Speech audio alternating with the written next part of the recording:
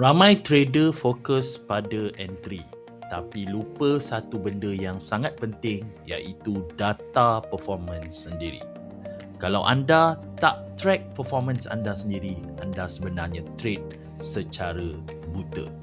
Dalam video ini, saya akan tunjukkan bagaimana untuk bina trading dashboard yang simple tapi powerful untuk anda track win rate, risk to reward ratio, expectancy dan juga drawdown.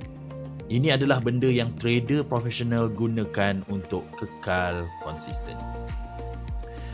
Trading dashboard adalah satu sistem, biasanya dalam Excel atau Google Sheet, yang kumpulkan semua data trade anda dalam satu tempat.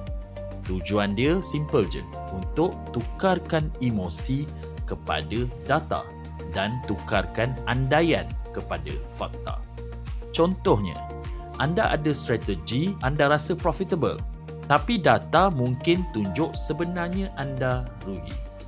Tanpa dashboard, anda hanya bergantung pada perasaan, bukan statistik. Win rate adalah peratus trade yang profit. Formula dia adalah win rate bersamaan dengan jumlah trade yang menang dibahagi dengan jumlah trade secara total dan didarabkan dengan 100%. Contoh, kalau anda buat 100 trade dan 55 profit, win rate anda adalah 55%. Tapi penting, win rate tinggi tidak semestinya profitable. Sebab itu kita perlu tengok KPI yang seterusnya. KPI yang seterusnya adalah risk reward. Risk reward ratio menunjukkan berapa banyak anda risk berbanding potential reward.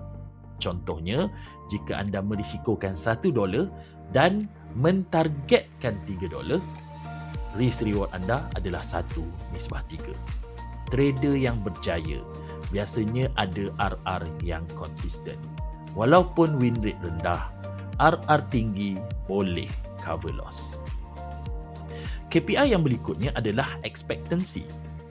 Expectancy tunjuk berapa banyak anda boleh expect untuk earn setiap trade dalam jangka masa panjang. Formulanya adalah seperti expectancy bersamaan dengan win rate kali average win dalam kurungan tolak loss rate kali average loss dalam kurungan. Kalau expectancy anda positif, strategi anda ada edge. Kalau negatif, walaupun nampak okey, sebenarnya anda akan rugi dalam jangka masa yang panjang. Ini yang bezakan trader profesional dengan seorang gambler. KPI yang keempat adalah drawdown. Drawdown adalah penurunan dari peak balance ke lowest point. Contoh, akaun pernah naik ke $10,000. Selepas itu turun ke $8,000, bermaksud drawdown anda adalah $2,000, iaitu 20%. Drawdown penting untuk kontrol risk kita, elak blow account dan maintain mental stability. Trader yang bagus bukan yang tak nak rugi, tapi yang tahu kontrol drawdown masing-masing.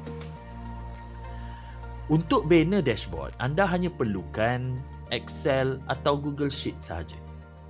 Data setiap trade yang anda perlu catatkan adalah seperti entry anda, stop loss, take profit, result dan risk per trade yang anda gunakan.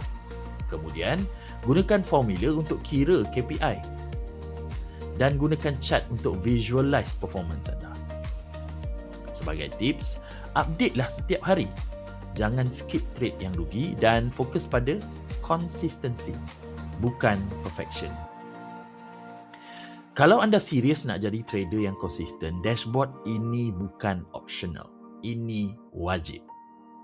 Ingat, apa yang tak diukur tak boleh diperbaiki.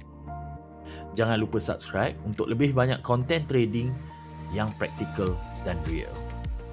Jumpa anda di video edukasi yang seterusnya.